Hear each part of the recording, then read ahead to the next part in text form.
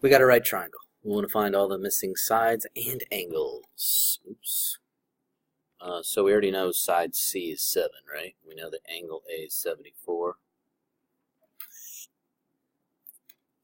What?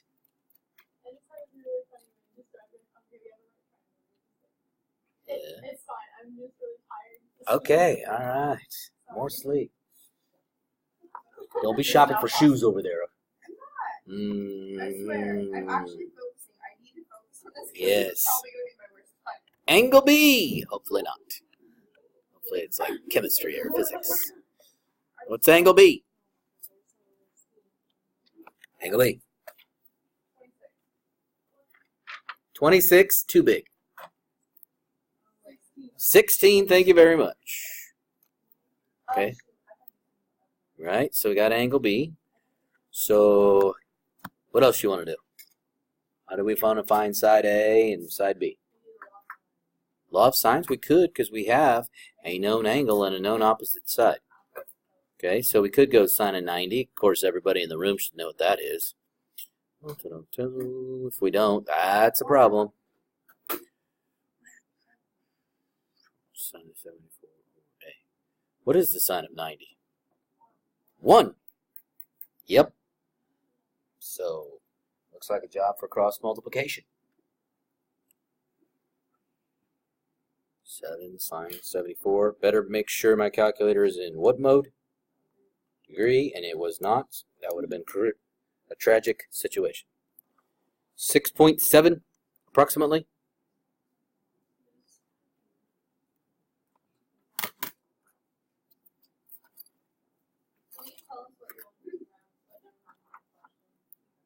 What kind of test are we taking? Multiple choice, thank you very much. All right, I'm going to guess that you're going to be able to figure out what digit we rounded to. It's not, no. Is it 6.73 or 6.7? Which one is it? Okay, and we rounded it correctly to the hundredths, but then we get you on the tenths. Yeah, that'd be too cruel. Too cruel, too unusual. Now, you said law of sines for this question. I was thinking like SOHCAHTOA, you know. But, you know, we could do law of sines. You know, there's nothing wrong with it, you know. Slightly bigger gun, but, you know, it works, you know. Because the sine of 90 is 1, it's not that big of a deal, you know. So, if you wanted to bring out the law of cosines on this, I would have had an issue. But anyway, so you have a couple different options now that you know A is 6.7. What would you do to find B? We could do the Pythagorean theorem, right? Because we got two sides of a right triangle. Or we could do some more SOHCAHTOA. Or we could pull out the law of sines again, you know. So what if we did cosine 74? Would that work?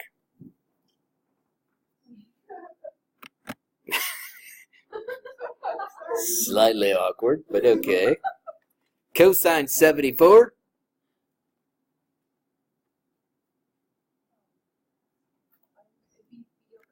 B over 7, right? So just to mix it up, I thought I'd throw, you know, some other SOHCAHTOA thing in there. So 7 cosine 74. Wow, this reminds me a lot of, like, you know, r cosine theta, r sine theta kind of thing. It's kind of weird. 7 cosine 74. 1.9 approximately. You know, double check me as we go on the answer sheet in case I screw something up. I came across a problem like that in the last one that I had to rethink through. And also number 42 on the no calc.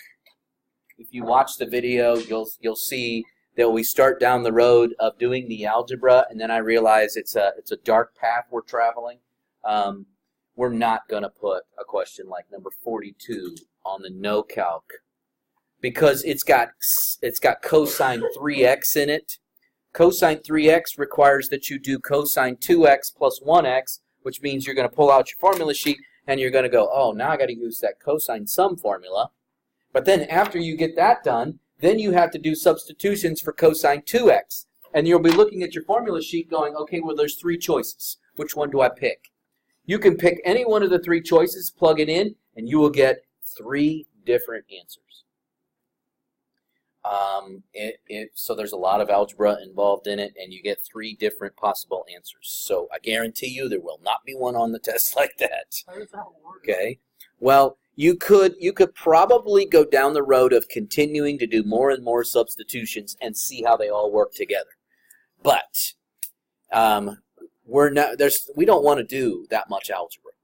So that particular problem will not show up. We will not be giving you a 3x question, like a cosine 3x or a sine 3x on the test. Those just get too much.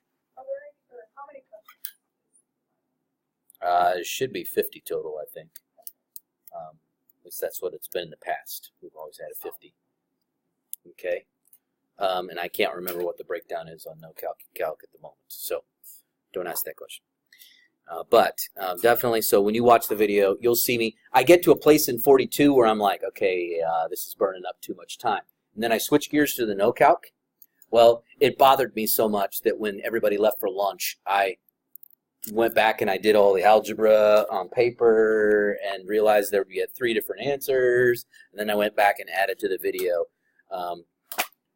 So there's no way we're doing that. Now, it was suggested by one of the students that we make that 8th 3-answer choice question where all of the answers were correct. I thought, nah, probably not. You like that idea? Okay, where there's no way to screw it up? Okay. All right. It should be it should be 1 or A, B, C, D, and D's all the above. D's all of the above, and then everybody loses if they don't choose D? Whoa, that's cruel right there. Okay, question 8. From a distance of 44 feet from the base of a building. 44 feet from the base. Okay, so we got 44 feet from the base of the building. The angle of elevation to the top of the building is 65 degrees. Where would I put the 65 in this triangle? Would it be bottom left or top right? Angle of elevation, folks, is measured from the horizontal up. It would be this angle down here. If you're not putting it in that corner, we're in trouble. Okay, we don't measure an angle of elevation from the vertical. I know a lot of you put that in the wrong place, and that's what causes you to get it wrong. Angle of depression would be measured down. You're right. Okay, but and incidentally, is the angle of depression from the top of the building the same as the angle of elevation from the bottom? Oh yeah, we learned that in geometry, right? Parallel lines, alternate interior angles, right? As long as you don't measure from the vertical, we're okay. That's the critical thing there. So estimate the height of the building to the nearest foot. Okay. So which trig function do you think we should use? SOHCAHTOA, yeah, but pick one of the 3. Tangent, thank you very much. Tangent 65 equals opposite over adjacent. It's a proportion, folks. How do we solve all proportions? Cross multiply. Now I know some of you would argue with me and say, yeah, but it's division by 1, so is that really cross multiplication? Sure is. When we start flipping things around, you guys, this type of problem, you guys all get this one right. Okay, not a problem. It's when we have something over x that sometimes you guys, as long as you remember it's a proportion, it's easy. Cross multiply, and you'll get it right. So what did we get? 94.4? Yeah. They said to the nearest foot, so we'll go with 94. Okay, question 9. A police helicopter is monitoring the speed of 2 cars on a straight road. The police helicopter is at an altitude of 4,200. I'm glad they gave me enough space. Gee whiz. Yeah, I have to zoom in just to give myself enough, so. height of 4,200.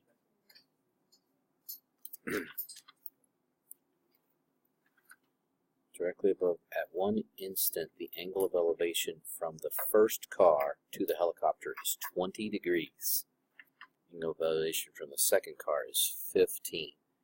Okay, so we've got one car and two cars. So, I need to get smaller here. Everything okay over there? Mm-hmm. Sure. Okay. How far apart are the two cars? Okay, so we want to find that distance right there. Okay. What are we going to do? Got nice right triangles here. Any thoughts out there? SOHCAHTOA. All right. So you want to find this full length right here? We'll call it Y.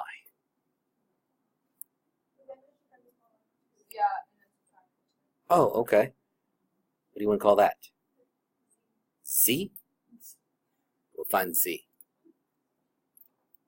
And then obviously we're going to subtract them, right? To find what we really want. So let's see, with the 20 degrees, opposite over adjacent, that's a tangent one, right? Tangent 20 equals 4,200 over Z. And then, of course, we'll repeat that. I don't have room. This is ridiculous. Tangent 15 equals 4,200 over Y. Okay, so cross multiply again. So 4,200 divided by tangent 20. What are you whispering about? Okay, 11,005. Did we get 11,539.4 for one of them? Glad I'm not doing this alone, huh? 539.4. Okay, and then the other one, 4,200 divided by tan 20, or tan 15. 15,674.6, and looks like a job for subtraction. So, talking 4135 between the two. If I type that in right, it'd be what? Isn't that the distance right there between the two? Unless I didn't type it right. Okay. It's always good to double check. Ooh, look at this. Look how much room they gave me for that. Psst. What's wrong with these people? Yeah. To shrink this down. Oh, yeah. So, we'll make them look like equilateral ones. A, B, C. So, angle B is 36, right? And side A is 40, right? And side C is 17. We want to solve the triangle. I think the first thing you want to find is B. How are you going to do that? It's not a right triangle, so you can't use SOHCAHTOA. Is there a known angle and a known opposite side? There is no law. We can't use the law of sines because there's no known angle and known. So that forces us to use what? Law of cosines. Okay, something squared equals something squared.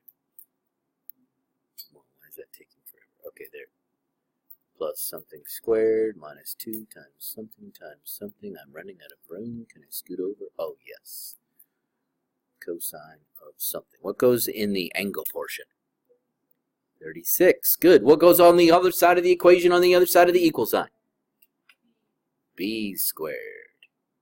That's the most important decision you have.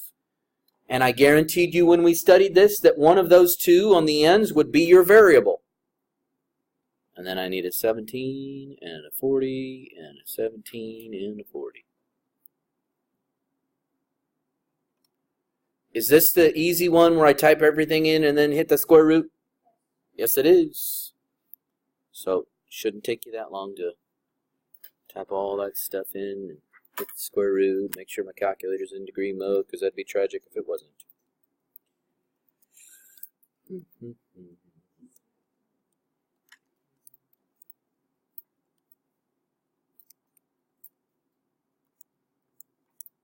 the square root. I got 28.1.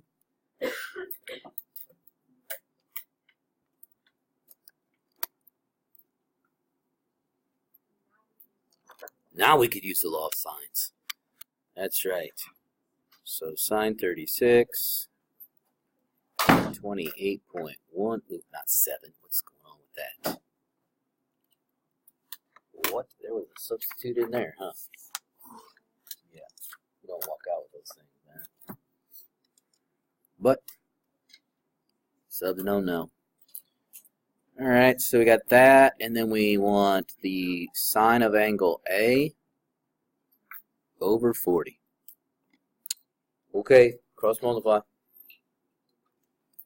40 sine 36 divided by 28.1. Is it 0.837 degrees? Oh, that's right, because that's equal to the sine of A. So, ooh, sorry, it moved on me. So we have to do the inverse sine. That's right, sine inverse of the answer gives me sine inverse of the answer 56.8.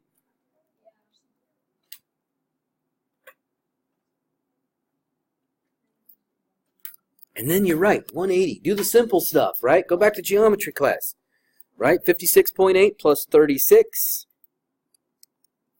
And subtract that from 180. 87.2.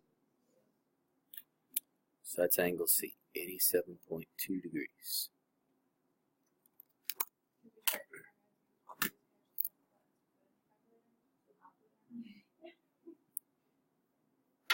What? Oh, okay. All right. You're just talking to yourself again. It's all right. I'm trying to get rid of that red dot. Surely. Ah, yes. What was a great 3 days? Oh, don't tell me it was because you weren't around in math class. Oh my goodness. Okay. Angle A, angle B. That is so good. I'm glad you were. We got B is 9. C is 4. Okay. Is it a right triangle? Nope.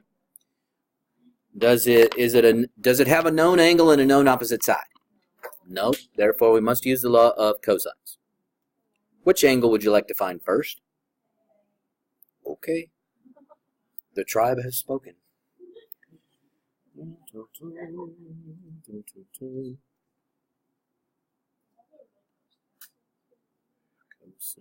running out of room here. Okay, so you decided A goes there. What goes on the other end? 3. Please keep in mind, just like we've talked about before, that number on the left side doesn't have to be the largest one. I know it does in the Pythagorean theorem when you're dealing with a 90-degree angle, but it doesn't in the generic law of cosines. Then I need a 9 and a 4 and a 9 and a 4. Okay? This is the one where you better be careful. What are you going to be doing with this chunk of information? How are you going to move it to the other side? You're going to subtract it, right? 3 squared minus that mess. 9 squared plus 4 squared. I just used parentheses when I moved it over, and I got negative 88 equals, and then I got negative 2 times 9 times 4 cosine A. Okay? What are we going to do with this chunk to move it to the other side? We subtracted that chunk. What are we going to do with this chunk? It's being multiplied times cosine A. How are we going to get rid of it? Divide it. Okay? So I'm literally typing divided by parenthesis negative 2 times 9 because I'm too lazy to multiply 9 times 4 times 2 and tell you it's 72. Yeah, I do realize it's got a negative there. Okay? Wait just a doggone second.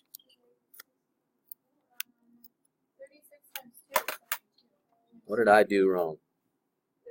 Did I type something wrong?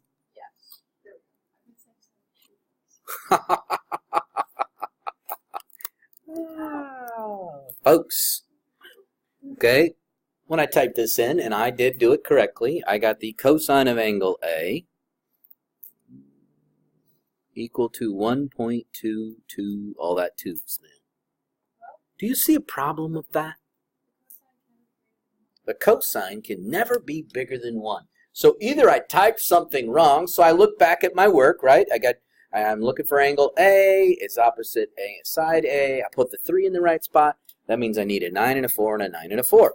I put everything in the right spot. So I've double checked my work. I know I'm right. What's wrong? What did we learn in geometry class about the shortest two sides of any triangle?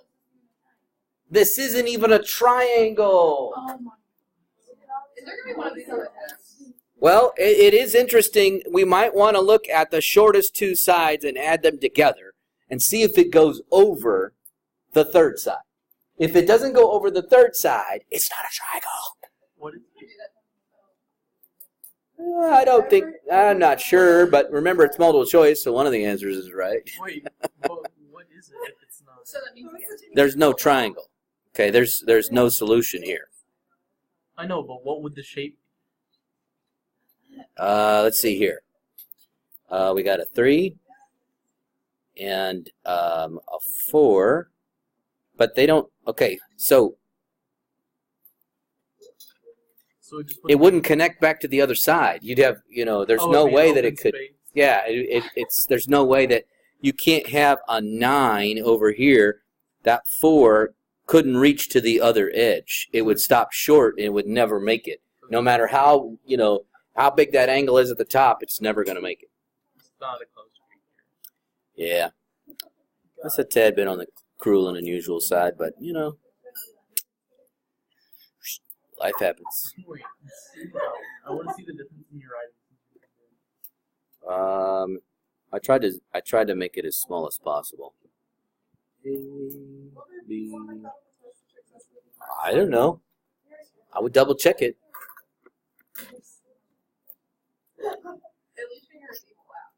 Yes, you can hear my evil laugh. I am. It is on there. Yes. Oh, that would be so great. I'm famous. Okay. Just remember, I need more subscribers. Okay. Got to get to 1,000. I'm like at 48. Seriously. All right. Do we have a right triangle? No. Okay. Don't say no. Okay. You can't get a 90-degree angle if you already got 96 in there. Okay. No. All right. Thank you. All right. Now, not a right triangle. So do you have a known angle and a known opposite side to use the law of sines? No. So you're forced to use the law of cosines. Okay. Thank you very much. Thank you so much. Yes, that's good. I'm glad you... Me too. I need a nap.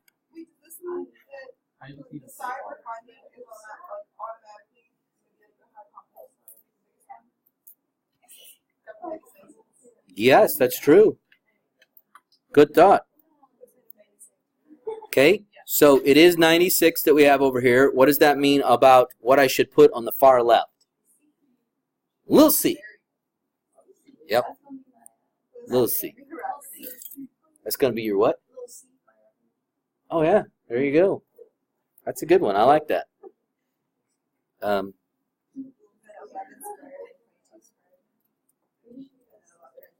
I did decide if I'm going to get a tattoo, I've decided what I'm going to get. Did I tell you guys? The all real number symbol? Okay. Okay, but you know, when my arm's down, it would look like it's sideways, you know, or you know, just laying down, because I only want to show it when I'm doing this, you know. Well, then just always do that. All right. Never stop. Math is a full-time commitment. Yes, it is. Yeah, because I'm keeping it all real. Okay, 11, 22, and 11 and a 22. Wow, this is the easy one, right? We type it all in and take a square root. Man, this is boring. Man, we need to get something more cool than this. I'm just too scared to get a tattoo, you know, so. Sharpie it? Ooh. Semi-temporary.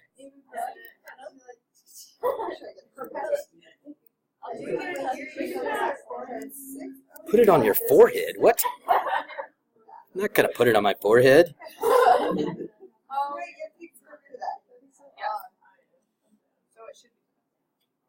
Okay.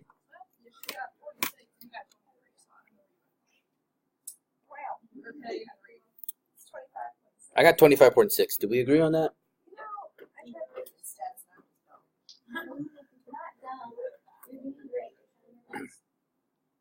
Okay. Find the component, form, and magnitude of the indicated vector. Okay? Given that P is negative 5, 5, and what did we always tell you to do? Draw a picture. Okay? Not sure what just happened there. Whoa, whoa, whoa. Zoom in then. I do it. Just put your face closer to it. So, use a different piece of paper. Yep, that's okay.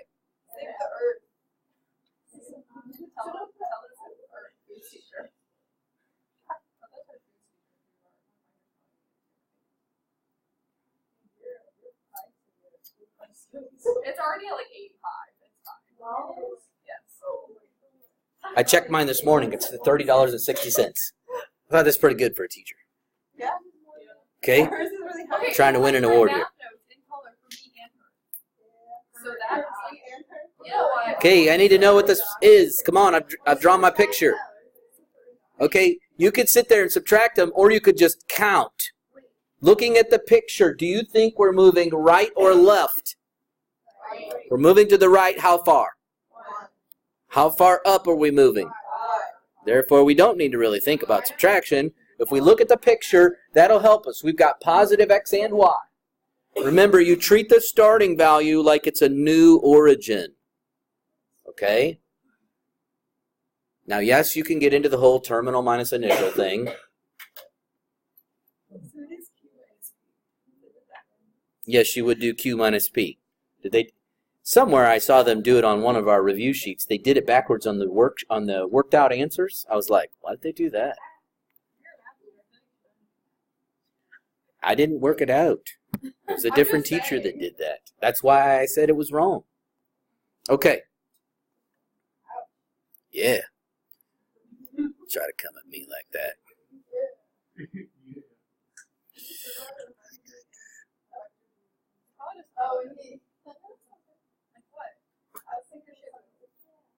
Okay, so -2 times the first one, -7 times the second one. Add them together. Does that sound hard? I hope not.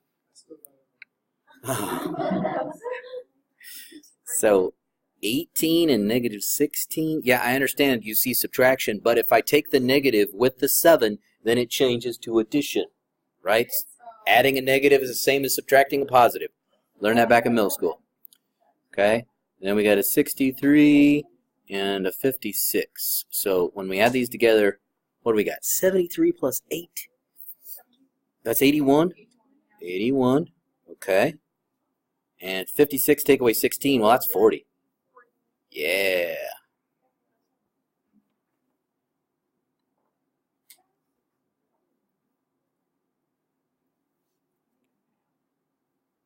Me too.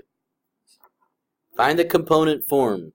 Okay? You've got a length of 9 for the vector and a direction of 170.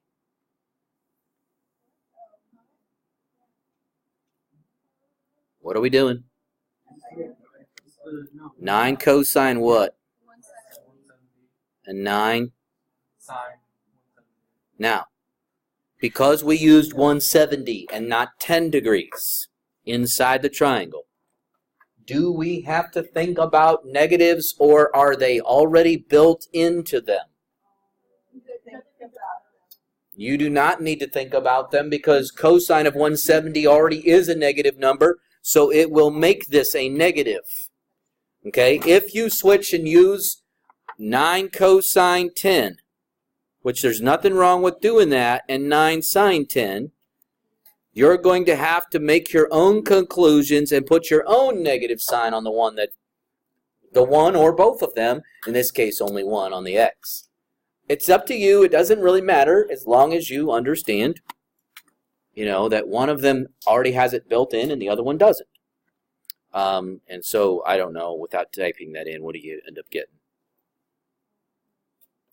Okay, I guess I can.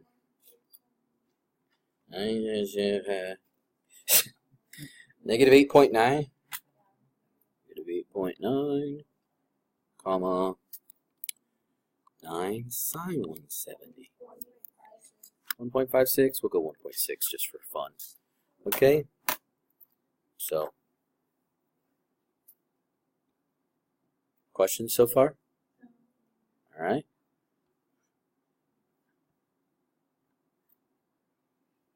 So that was question 15. Okay, all right. I was confused. Find the magnitude and direction for the following vector. Give the direction angle as an angle in theta goes from 0 to 360 round to the nearest tenth. Okay, what should we do with that vector? Draw a picture. Thank you very much. As I've said a million times, draw a picture.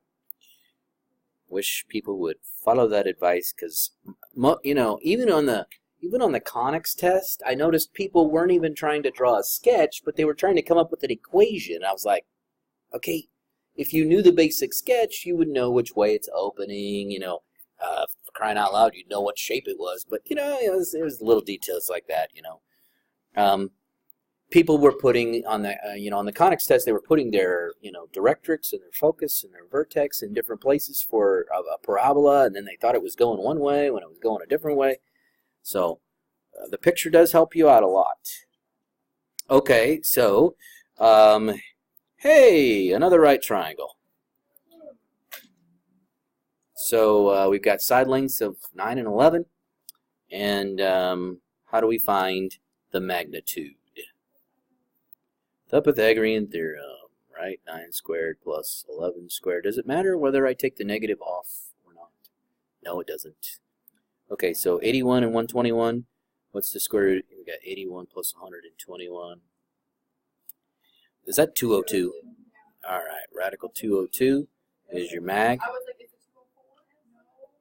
Okay. Will you be doing the same exact thing on the plane? The plane plus the wind. When they ask you for the ground speed, will you be doing that exact same thing? Yes, you will. But obviously you have the two vectors that you have to add together first, right? The plane and the wind. Once you get your combined vector, then the ground speed's going to be this, the magnitude.